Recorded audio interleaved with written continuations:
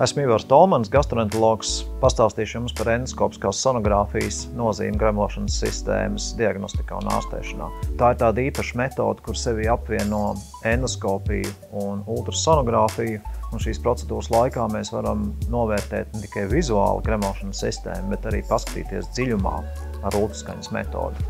Galvenās pacientu grupas, kuriem būtu vajadzīga endoskopiskā sonogrāfija, ir pacienti ar žultsakmeņiem, pacienti ar citām žultsceļa slimībām, pacienti ar aizkuņdziedera slimībām, piemēram, vēzi vai cistiskiem veidojumiem, pacienti ar hronisku pankreatītu un pacienti, kuriem konstatē veidojums gremošanas sistēmā.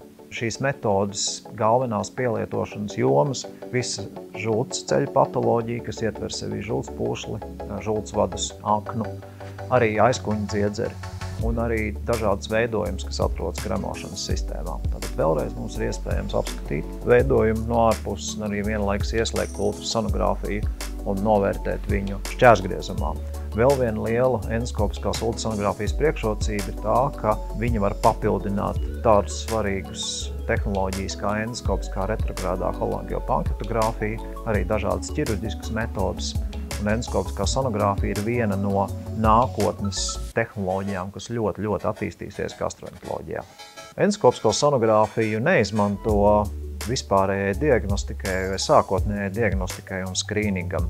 Endoskopiskā ultrasonogrāfija ir tehnoloģija, kas papildina iepriekš veiktu diagnostikas metožu atradi un ļoti specifiski, mērķtiecīgi verificē vienu vai otru patoloģiju. Mēs nekad neizmantojam endoskopisko sonogrāfiju, lai kaut ko meklētu, bet lai pārliecinātos, vai vietā, kur un ko meklē, tiešām ir šī problēma.